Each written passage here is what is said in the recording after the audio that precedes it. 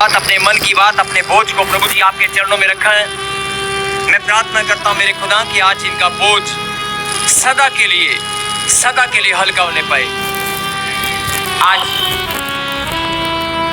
जो भी प्रॉब्लम इनके जीवन में है, जो भी समस्याएं, जो भी बीमारियां, आज वो हमेशा के लिए इनके जीवन से दूर हो जाएं। बोलो आमीन। एक जोरदार ताली बजाकर धन्यवाद करें और निकालें प्रभु के वचन से।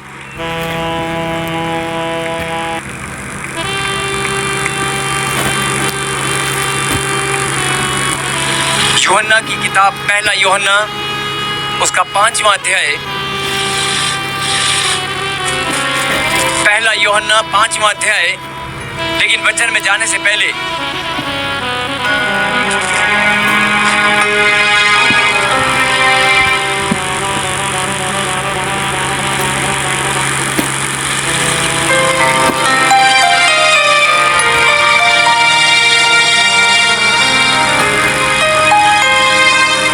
तैयार है खुदा की बात को सुनने और समझने के लिए।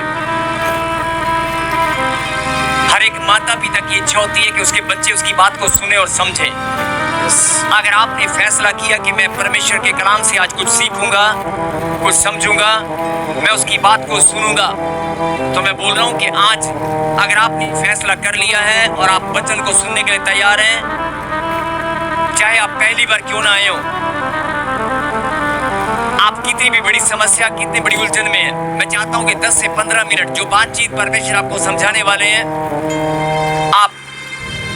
आप इधर उधर ध्यान को मत भटकने दें। अपने ध्यान को इधर उधर भटकने मत देना।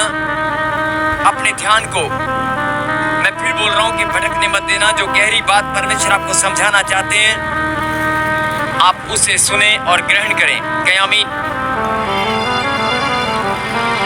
आज जब हमने प्रार्थना शुरू की तो मैंने आपसे एक बात पूछी थी, क्या आप परमेश्वर से प्रेम रखते हैं? और फिर मैंने कहा कि आप अगर परमेश्वर से प्यार करते हैं तो आप एक दूसरे के साथ हाथ पकड़े और हाथ पकड़कर गवाही दें कि प्रभु मैं तेरी बेटी हूं, मैं तेरा बेटा हूं और मैं तुझसे बहुत प्यार करता हूं।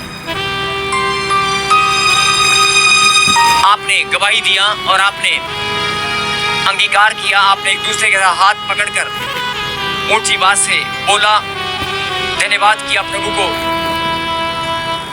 और आपने क्या कहा था, आपको याद है? आपने कहा था कि परमेश्वर मैं आपको बहुत प्यार करती हूं, परमेश्वर मैं आपको बहुत प्यार करता हूं। क्या आमीन। सुने,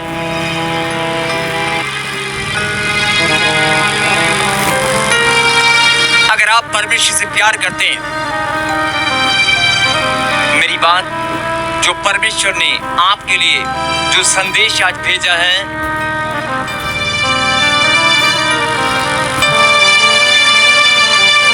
जो संदेश परमेश्वर ने आपके लिए भेजा है, मैं आपसे फिर विनती करता हूं कि इस बात को आप ध्यान से सुने और समझें।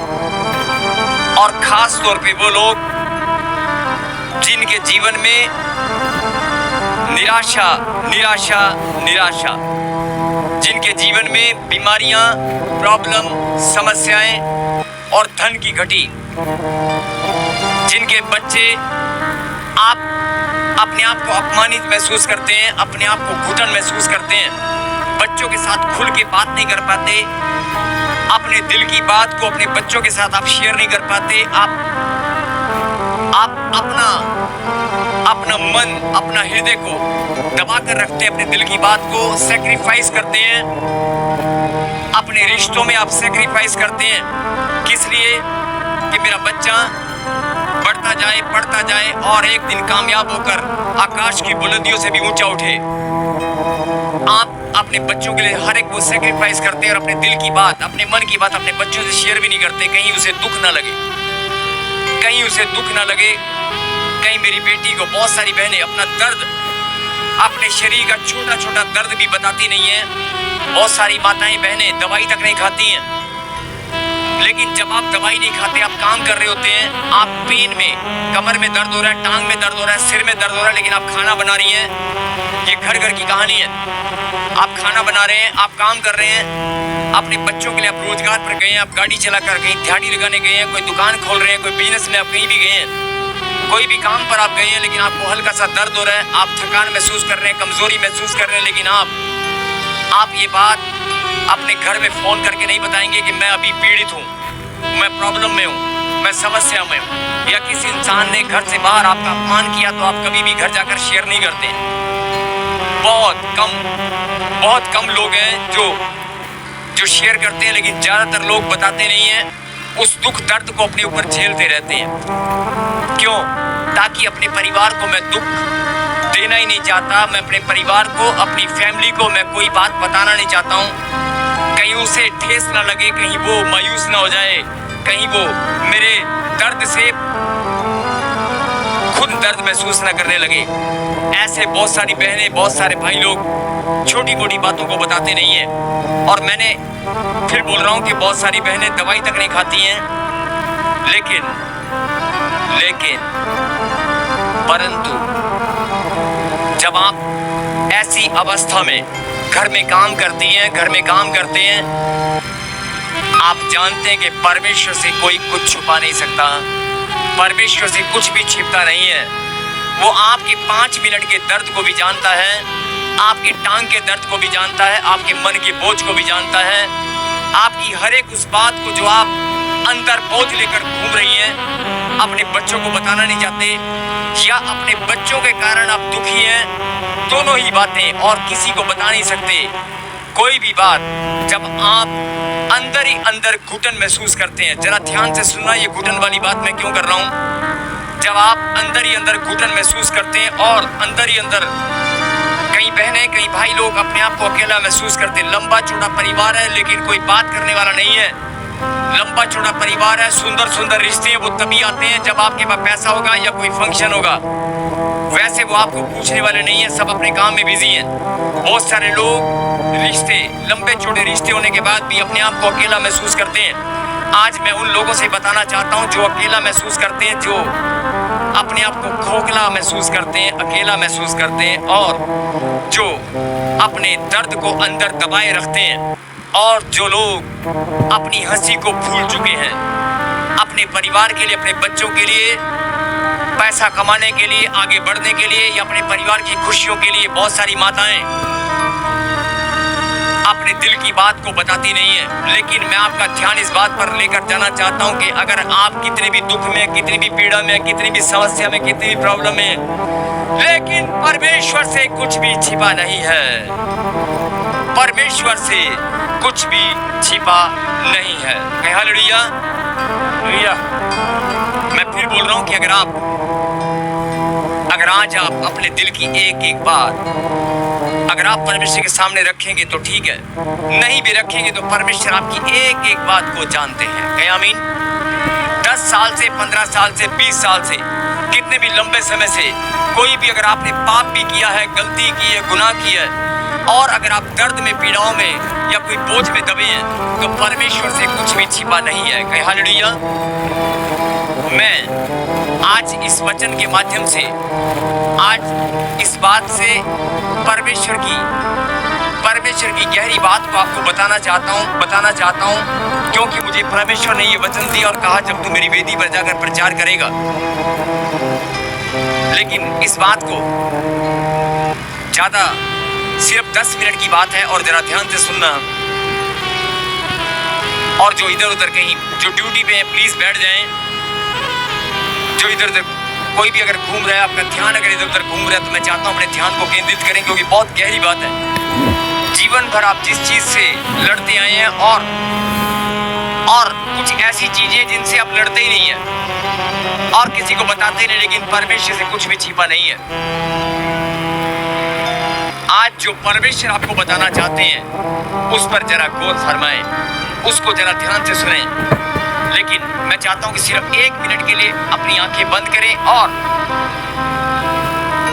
क्योंकि बहुत सारे लोग फिर से कहेंगे, हाँ मैंने पहले प्रार्थना तो की थी लेकिन मैं ये बात तो मैं रखना भूल गया। फिर से याद करें, जीवन भर आप जो दुख दर्द पीड़ाएं सहन करते आए हैं, अपने दिल की बात, क्योंकि आज के वचन के बाद, इस मीटिंग के बाद जो होने वाला है वो आपके जीवन में पहले कभी नहीं हुआ। आमीन। जो आज होने वाला है वो आज से पहले कभी नहीं हुआ। इसलिए मैं बोल रहा हूँ कि बच्चे हो, बुजुर्ग हो, कोई भी रिश्ता हो, आपने दुख दर्द उनको दिया है या लिया है? कोई भी समस्या का सामना आपने किया है या समस्याएं झेली है?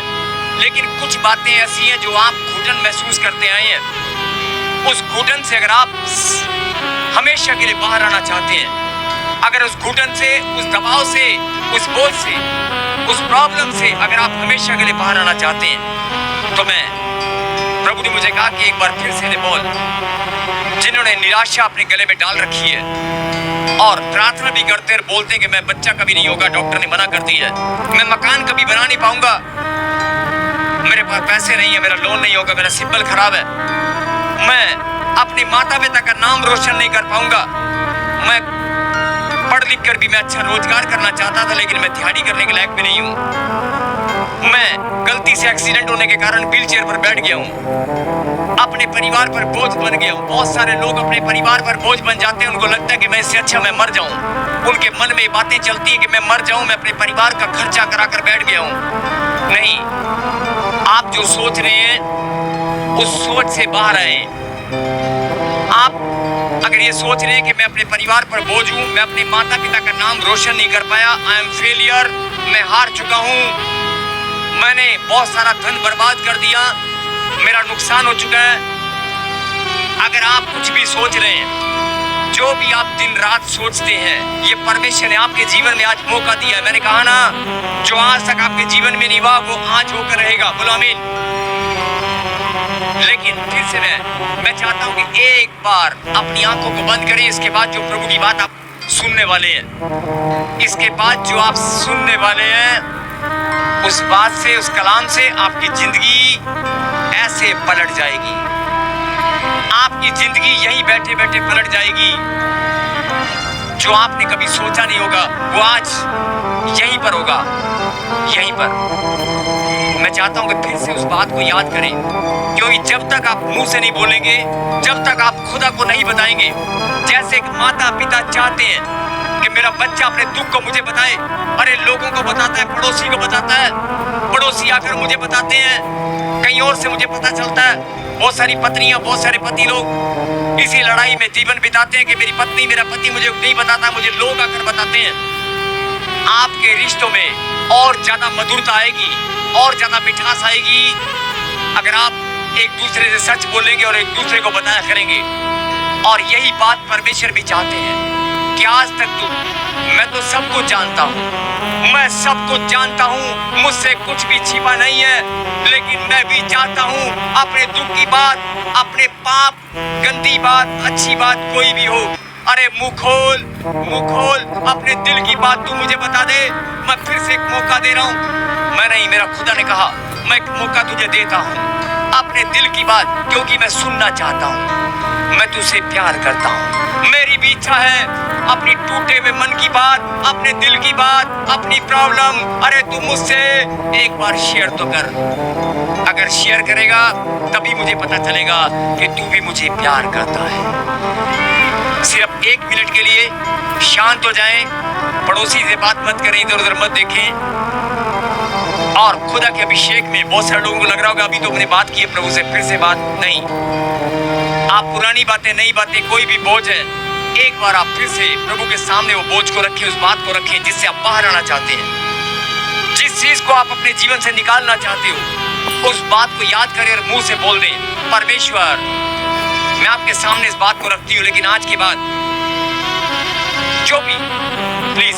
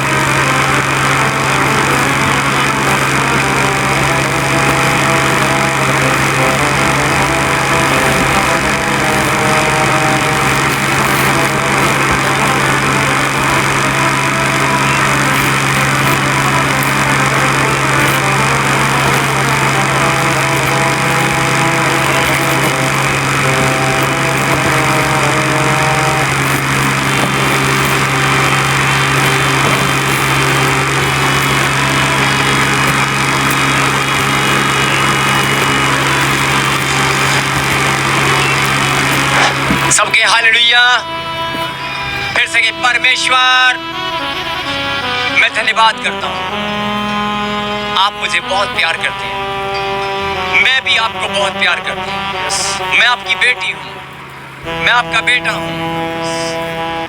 तालियों के साथ धन्यवाद करें और सुने। अभी आपने अपने मुंह से कहा मैं परमेश्वर की बेटी हूं। अभी आपने कहा कि मैं परमेश्वर की बेटी हूं। मैं फिर बोल रहा हूं, अपने माता पिता का नाम रोशन करना चाहते हो जवान बच्चों? अरे जवान बच्चों, जीवन में कुछ करके दिखाना चाहते हो? अरे जवान बच्चों, खाली धन कमाना नहीं, धन से बड़ा मान सम्मान। अरे कुछ करना चाहते हो? अरे धन कमाकर, मान सम्मान कमाकर अपने माता पिता का नाम, अपने देश का नाम रोशन करना चाहते हो? अरे जो आज तक नहीं हुआ वो अब करना चाहते हो? अपनी मम्मी को, अपने डैडी को खुशियां देना चाहते हो? अपने बच्चों को जो आज तक तुम घुमा कर नहीं लाए, खिलाया नहीं, पिलाया नहीं, वो सारी खुशियां जो आज तक आप सोचते आए हो उससे भी ज्यादा खुशियां देना चाहते हो?